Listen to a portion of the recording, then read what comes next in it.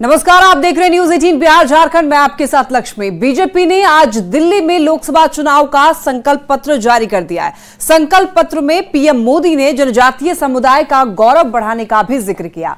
उन्होंने कहा कि अगले साल 2025 में भगवान बिरसा मुंडा की 150वीं जयंती है और इस मौके पर राष्ट्रीय स्तर पर कार्यक्रम आयोजित किए जाएंगे। उन्होंने वन उपज आधारित स्टार्टअप को बढ़ावा देने के साथ ही सेल्फ ग्रुप को बढ़ावा देने और 700 से अधिक एकलव्य स्कूल खोलने का संकल्प लिया है।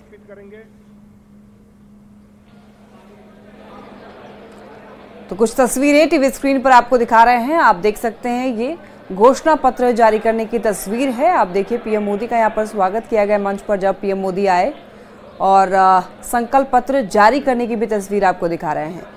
और इस बार मिशन 400 पार का संकल्प लिया है भारतीय जनता पार्टी ने। और आपको बता दें चूंकि आज 14 अप्रैल है और बाबा साहेब भीमराव अम्बेडकर की जयंती भी है, तो आज उनको श्रद्धांजलि भी दी गई।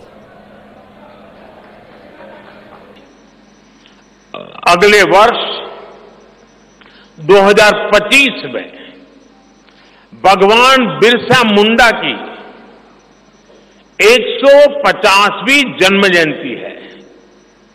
इसे राष्ट्रीय स्तर पर मनाया जाएगा। जनजातीय गौरव अभियान को राष्ट्र भर में गति दी जाएगी। भाजपा जनजातीय विरासत पर अनुसंधान को भी प्रोत्साहित करेगी। डिजिटल जनजातीय कला एकेडमी की भी स्थापना की जाएगी। वन उपज आधारित स्टार्टअप्स और स्वयं सहायता समूहों को भी बढ़ावा दिया जाएगा। बीजेपी ने संकल्प पत्र में बिरसा मुंडा की जयंती राष्ट्रीय स्तर पर मनाने की घोषणा कर दी है और इस ऐलान के बाद जेएमएम ने बीजेपी पर हमला बोला है। जेएमएम प्रवक्ता ने बीजेपी पर दोहरी नीति अपनाने का आरोप लगाया है और आदिवासी नेता को जेल में डालने का भी आरोप लगाते हुए ये दावा किया है कि जनजातीय समूह ने केंद्र सरकार को उखाड़ फेंकने का संकल्प ले लिया है। जनजातीय गौरव की बात करते हैं, आदिवासी सम्मान की बात करते हैं, और वहीं तरफ दूसरी तरफ आप एक आदिवासी युवक, सर्वाधिक लोकप्रिय मुख्यमंत्री, एक आंदोलनकारी का बेटा, माटी का बेटा हेमंत सोरेन पर अत्याचार करते हैं। पूरे देश की का आदिवासी देख रहा है। अब गौरव की बात करते हैं। केंद्र की सरकार को उखाड़ फेंकने का संकल्प ले लिया है तमाम जनजातियों ने, तो अब इनको गौरव दिवस याद आया है। गौरव वर्ष मनाएंगे। जिस खूंटी की धरती से बिरसा मुंडा जी आते हैं, उसी खूंटी पर बुरी तरह पराजय का सामना भारतीय जनता पार्टी को करना पड़ेगा। उसकी पूर्वानुमान इनको हो चुका है। इस बार 400 पार का नारा देने वाले लोग 150 पार भी नहीं कर पाएंगे। पीएम ने कहा है कि वन नेशन वन इलेक्शन के विचार को लेकर वो आगे बढ़ेंगे और बीजेपी यूसीसी को भी देश हित में जरूरी समझती है। हम वन नेशन वन इलेक्शन के विचार को भी साकार करने का संकल्प लेकर के आगे बढ़ेंगे। बीजेपी यूनिफॉर्म सिविल कोड को भी देश हित में उतना ही आवश्यक समझती है। जेएमएम ने यूनिफॉर्म सिविल कोड को अव्यवहारिक बताते हुए कहा है कि यह लागू नहीं हो सकता है। तो वहीं वन नेशन वन इलेक्शन में भी होने वाली परेशानी का जिक्र किया है। साथ ही आरोप लगाया है कि अगर तानाशाही में फैसले थोपने की कोशिश की गई तो यह अच्छा कदम नहीं होगा। एक यूनिफॉर्म सिविल कोड कैसे हो जाएगा? आप यहां के जनजातीय समाज को ही लें। पूरे देश में 10.5% जनजातीय समाज है। उनका आचार विचार व्यवहार संस्कार लोकोचार खान पान रहन सहन बिल्कुल अलग है। जहां तक बात रही वन नेशन वन इलेक्शन की, तो वो व्यवहारिक रूप से सफल नहीं हो पाएगा, क्योंकि बहुत सारी अड़चनें आएंगी। आप एक बार चुनाव तो करा लीजिएगा, उसके बाद 6 महीने के बाद कोई सरकार गिर गई तो फिर उसका क्या होगा? आप कुछ तानाशाही निर्णय थोपने की कोशिश कीजिएगा तो कहीं ना कहीं वो संविधान की जो एक मूल आत्मा है उसका आप कहीं ना कहीं कत्ल करिएगा। गोड्डा से बीजेपी सांसद निशिकांत दुबे को देवघर के मोहनपुर थाना ने नोटिस देते हुए 19 अप्रैल को थाने में बुलाया है। आपको बताते चले कि संथाल परगना में गौ तस्करी को रोकने का यह मामला है, जिसमें सांसद ने गौ तस्करी को रोका था, लेकिन बाद में मोहनपुर थाना में किसी व्यक्ति ने सांसद पर ही केस दर्ज करा दिया। पूरे मामले में निशिकांत दुबे ने कहा है कि उन्होंने गायों को तस्करी से बचाया था और झारखंड सरकार के इशारे पर उन्हें परेशान करने के लिए थाने में हाजिर होने का फरमान जारी किया गया है।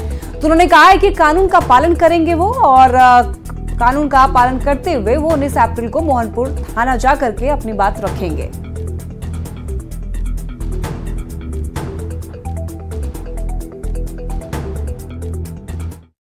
झारखंड सरकार का कानून है कि यदि गाय यदि बिकेगी भी, मान लीजिए, तो गाय वहीं बिकेगी, उसी राज्य में जाएगी जहां गाय नहीं कटता है। एफआईआर कहता है कि ये गाय कट जा रही थी बिहार, बेचने के लिए जा रही थी।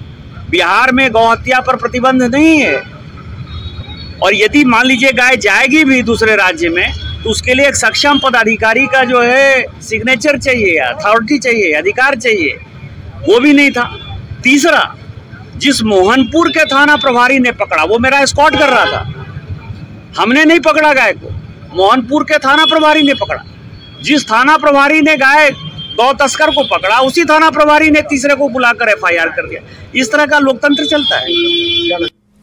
निशिकांत दुबे को मिली नोटिस के बाद बीजेपी ने आरोप लगाया है कि झारखंड में थाना और पुलिस मवेशी तस्करों के इशारे पर चल रही है, और यह कदम झारखंड सरकार की हताशा को दिखाता है। वहीं कांग्रेस प्रवक्ता ने कहा है कि देश में लोकतंत्र है और कानून सबके लिए समान है, तो अगर कोई कानून तोड़ेगा तो उस पर कार्रवाई भी जरूर होगी। लेकिन ये हताश निराश जो राज्य सरकार है ना, उसी के ये कारनामे हैं। अब आप देखिए, निशिकांत दुबे जी के सामने गाय को, मवेशियों को बांग्लादेश ले जाया जाना था, उन्होंने पकड़ा उनको और थाने को सुपुर्द किया। लेकिन देखिए, इस सरकार का न्याय है कि उल्टे उनके ऊपर केस कर दिया गया इन मवेशी तस्करों के इशारे पे। तो हमारा मानना है कि इस मैटर पे कोर्ट से भी स्टे लगा हुआ है, लेकिन फिर भी अभी जो पुलिस ने 41A का नोटिस दिया है, ये साफ दिखा रहा है कि ये सरकार एक वर्ग विशेष के तुष्टीकरण के लिए, एक वर्ग विशेष को खुश करने के लिए कुछ भी कर सकती है, यानी वोट के लिए कुछ भी करेगा। जैसी करनी वैसी भरनी। कानून से ऊपर ना कोई विधायक है, ना कोई सांसद है। अगर आप कानून को तोड़ोगे तो कानून अपना काम करेगी, और अगर आप ये समझोगे कि हम ही सबसे ज्यादा तेज हैं, कानून को हम दबा के रखते हैं, तो यह लोकतंत्र है। कानून, न्यायालय लोकतंत्र को और संविधान को जिंदा रखे हुए हैं। तो हमें यह लगता है कि कानून अपना काम कर रही है। झारखंड कांग्रेस आगामी लोकसभा चुनाव के लिए आज अपने बाकी 4 प्रत्याशियों के नाम की घोषणा कर सकती है। आपको बता दें कि पहले कांग्रेस ने 3 सीटों के उम्मीदवारों की घोषणा कर दी है, और आज कांग्रेस बचे हुए सीट यानी कि रांची, धनबाद, गोड्डा और चतरा पर अपने उम्मीदवारों की आधिकारिक घोषणा कर सकती है। सूत्रों के मुताबिक सीईसी की बैठक में जो फैसले लिए गए हैं, उसे आज पार्टी सार्वजनिक कर सकती है। तो बताया यह जा रहा है कि 2 सीटों पर कांग्रेस को फिर से मंथन करने पर दबाव बनाया जा रहा है। इधर कांग्रेस के महासचिव राकेश सिन्हा ने यह कहा है कि कांग्रेस सभी सीटों पर पूरी तैयारी के साथ मैदान में है। बाकी लोग से कंपनी का एक पूरा बवंडर इस राज्य में 4, 5, 6, 7 फेज में, 7वें फेज तक यहाँ चुनाव है। तो जो चौथा फेज का चुनाव है, उसमें हम लोगों ने प्रत्याशी की घोषणा कर दी है। अब जो 5वां, 6ठा, 7वां फेज का चुनाव है, उसमें भी प्रत्याशी की घोषणा करनी है। स्क्रीनिंग हो चुका है, कांग्रेस इलेक्शन कमेटी की बैठक भी हो चुकी है, तमाम चीज़ें, तमाम औपचारिकताएं पूरी कर ली गई है। हम 1 से 2 दिनों के अंदर प्रत्याशी की घोषणा, सीटों की घोषणा हम कर देंगे, क्योंकि हमें कोई जल्दबाजी नहीं है। संगठन को चुनाव लड़ना है, और संगठन 14 का 14 लोकसभा सीटों पर मुकम्मल तैयारी के साथ, 5 न्याय 25 गारंटी के साथ सड़कों पे उतरा हुआ है। बीजेपी ने बख्तर साहिब मुंडल सिंह स्टेडियम में गुमला विधानसभा के बूथ स्तरीय कार्यकर्ता सम्मेलन का आयोजन किया। कार्यक्रम में मुख्य अतिथि के तौर पर बीजेपी प्रदेश अध्यक्ष बाबूलाल मरांडी, प्रत्याशी समीर उरांव और सांसद सुदर्शन भगत मौजूद रहे। इस दौरान बाबूलाल मरांडी ने कहा है कि बीजेपी के नारा 400 पार में लोहरदगा संसदीय सीट भी पीछे नहीं रहनी चाहिए।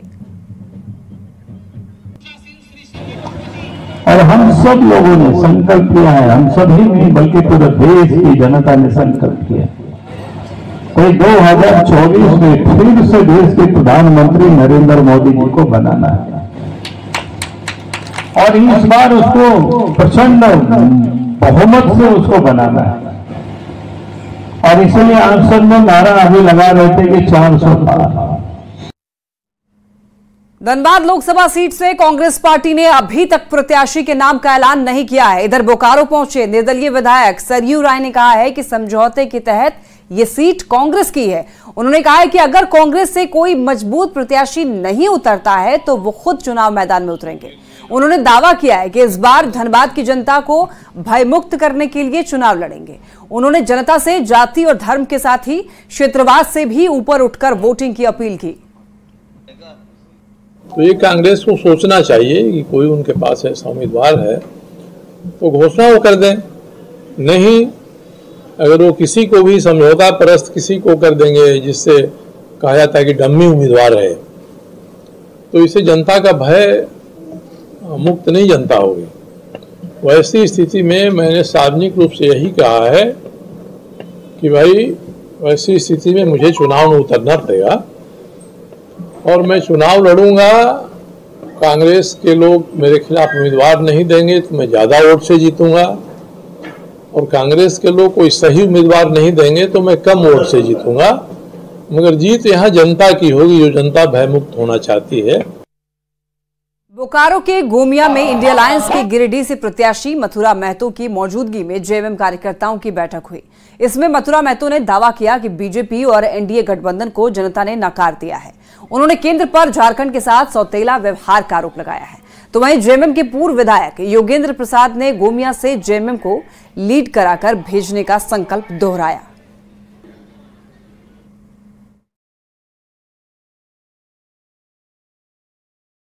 कार्यकर्ताओं को एक संकल्प के साथ अपने अपने बूथ में अपने अपने पंचायत में इंडिया गठबंधन के प्रत्याशी के प्रति अधिक से अधिक मतदान करने का अपील किए हैं और हर हाल में गोमिया विधानसभा पार्टी के प्रत्याशी को लीड कराकर भेजने का संकल्प और एक सहयोग देने का।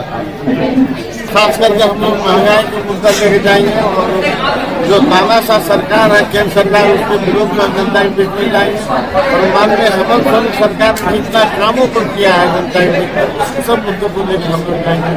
1925 में सरकार हम लोगों ने स्पेशल एक दिन का बैठक गाँव पारित करके हम लोगों ने महामहिम के पास भेजा, उसको भी किस रूप से वापस किया, इन सब बातों को लेकर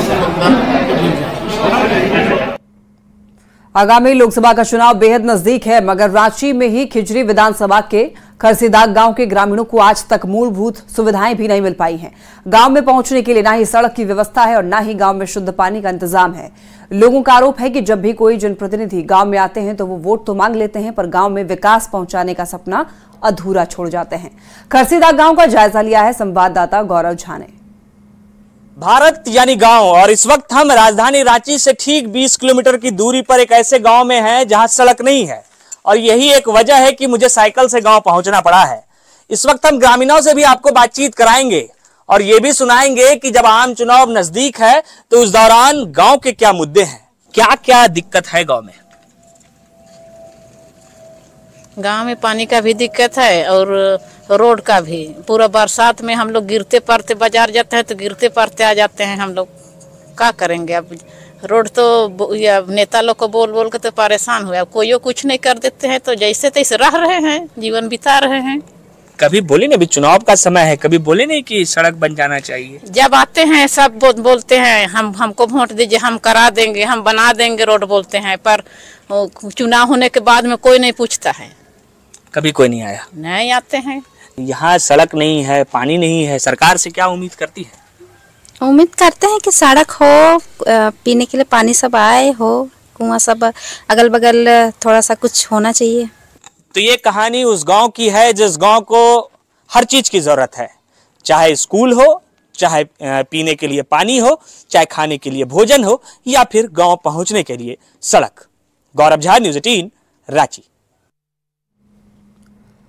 डॉक्टर भीमराव अंबेडकर की जयंती पर संविधान बचाओ संकल्प के साथ रांची में जेएमएम ने महात्मा गांधी की प्रतिमा के सामने धरना दिया और संविधान के साथ छेड़छाड़ का आरोप मौजूदा केंद्र सरकार पर लगाया। इसके साथ ही जेएमएम नेताओं ने जेल का ताला टूटेगा, हेमंत सोरेन छूटेगा का नारा भी लगाया है और मौलिक अधिकार के हनन का भी आरोप लगाया है। सबों पर इन्होंने कुठाराघात किया है और सबों के अधिकारों का हनन करना शुरू किया। दूसरी तरफ राज्य की चुनी हुई सरकार को अपदस्थ करने के लिए संवैधानिक संस्थान जैसे ईडी, सीबीआई वगैरह का दुरुपयोग करके किस तरह से बगैर केस मुकदमे के चुने हुए मुखिया को जेल में डालने का षड्यंत्र किया और जेल में डाला, ये सब संविधान का अधिकार का हनन हो रहा है और लोकतंत्र की हत्या हो रही है। इसको पूरे हिंदुस्तान के पैमाने पर लोग देख रहे हैं और हम भी उसी का प्रतिकार स्वरूप आज यहाँ पर बैठे हुए हैं।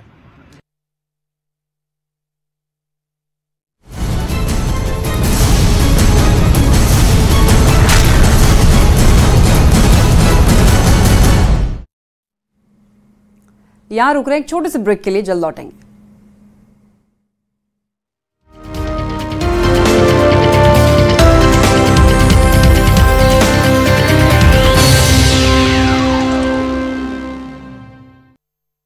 कानूनी रह जाएंगे। शराब तस्करी का अनोखा मामला आरा से सामने आया है, जहां कोइलवर कुल्हड़िया टोल प्लाजा के पास पुलिस ने एक बोलेरो से भारी मात्रा में विदेशी शराब बरामद की है।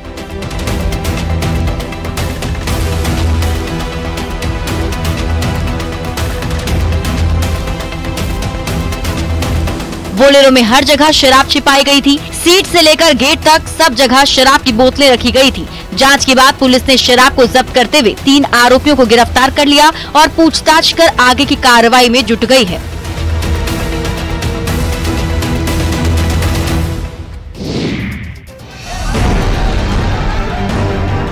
जमशेदपुर के बिष्टुपुर में जेएनएसी की कार्रवाई के दौरान पुलिस और अधिकारियों का क्रूर चेहरा देखने को मिला है, जहां पुलिस के जवानों ने वहां मौजूद लोगों पर बर्बर तरीके से लाठीचार्ज किया है। दरअसल अतिक्रमण हटाने आए जेएनएसी और होमगार्ड के जवानों ने अतिक्रमण का विरोध करने पर बिष्टुपुर के व्यापारियों को दौड़ा दौड़ा कर पीटा। कुछ भी बताया नहीं है, कोई भी नोटिस नहीं दिया है। आते ही साथ जो है बुलडोजर से जो है अपना गिराने लग गया है और कुछ भी बात करने के लिए तैयारी नहीं है और कुछ पूछो तो बस जो है लाठी चाल, माने जैसे तानाशाही वाला रवैया अपनाया हुआ है पूरा। पिटाई का वीडियो भी सामने आया है, जिसमें साफ देखा जा सकता है कि वीडियो बना रहे पत्रकार पर भी लाठीचार्ज करने की कोशिश की गई, लेकिन जैसे ही अधिकारी को पता चला कि वो मीडिया से हैं, तो उसने पत्रकार को वीडियो बनाने से रोकने की कोशिश की।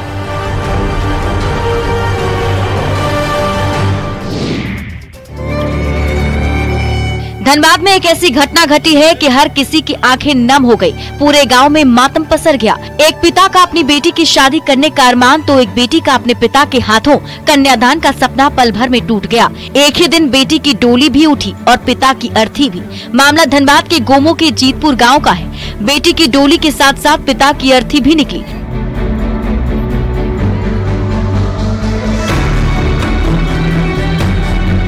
दरअसल छत्रधारी महतो ने बड़े अरमानों से अपनी बेटी की शादी तय की थी, लेकिन उसे क्या पता था कि किस्मत को कुछ और ही मंजूर है। शख्स खरीदारी करने के लिए बाजार गया था और उसी दौरान सड़क हादसे में उसकी मौत हो गई, जिसके बाद परिजनों ने उसकी इच्छा के मुताबिक लड़के वालों को बुलाया और शादी करा दी।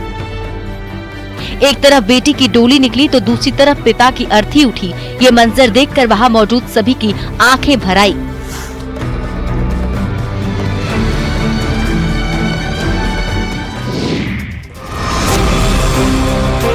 क्या आपने कभी ट्रेन में बारिश होते देखा है? अगर नहीं देखा तो दानापुर की इस ट्रेन को देखिए, जहां रेलवे के बेपरवाह रवैये से यात्रियों को परेशानी झेलनी पड़ रही है और बोगी के अंदर पानी टपक रहा है। ट्रेन के अंदर हर तरफ पानी ही पानी है। पानी निकल रहा है।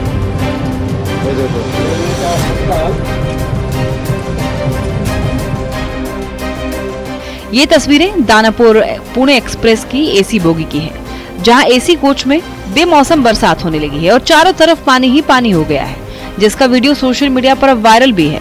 अब इन तस्वीरों को देखकर सवाल ये उठता है कि यात्रा आरामदायक हो इसलिए लोग एसी कोच का विकल्प चुनते हैं, लेकिन अगर एसी कोच की ही ये हालत है तो यात्री सफर कैसे करें? इससे रेलवे के इंतजाम पर सवाल उठ रहे हैं कि कितनी खराब है भारतीय रेलवे की हालत, ये इस वीडियो से समझ आया है।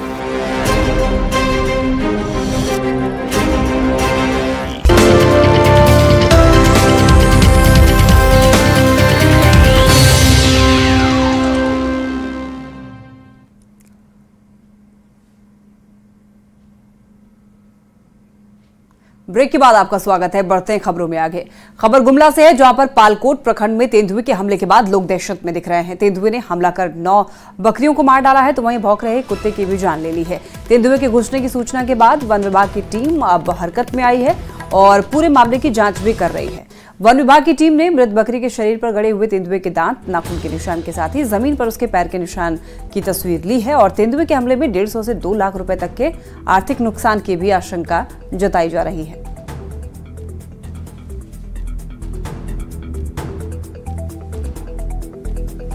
और जमशेदपुर से एक बड़ी खबर है। ट्रांसपोर्ट कर्मचारी की गोली मारकर हत्या करने की खबर सामने आ रही है। NH 33 पर दिन दहाड़े हत्या का यह मामला। कर्मचारी पर 7 राउंड फायरिंग की घटना बताई जा रही है। मौके पर एक कर्मचारी की मौत हो गई है। मृतक का नाम सनी यादव बताया जा रहा है। शव को कब्जे में लेकर जांच पड़ताल में पुलिस जुटी हुई है। उलडी थाना क्षेत्र की घटना है ये। ट्रांसपोर्ट कर्मचारी की हत्या, दिन दहाड़े गोली मारकर हत्या की गई है ट्रांसपोर्ट कर्मचारी की। नेशनल हाईवे 33 पर दिन दहाड़े हत्या की यह घटना। आपको बता दें, इस घटना के बाद पुलिस अब एक्टिव हो गई है। कर्मचारी पर 7 राउंड फायरिंग की गई है। बताते चले आपको कि फायरिंग की घटना सुनकर पूरे क्षेत्र में सनसनी फैली हुई है। मामले की जांच पड़ताल में पुलिस जुटी हुई है।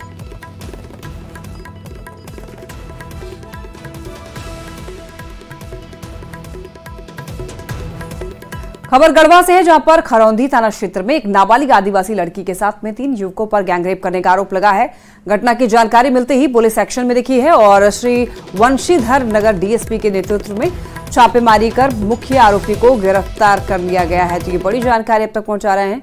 बताते चले आपको कि दो नाबालिग आरोपी से पूछताछ फिलहाल चल रही है। 3 लोगों पर आरोप लगा है। पुलिस की गिरफ्त में है मुख्य आरोपी। खबर गिरिडीह से है, जहां पर जमुआ प्रखंड के बीडीओ के साथ एमओ का पद संभाल रहे कमलेंद्र कुमार सिन्हा पर डीलर से कमीशन लेने का आरोप लगा है।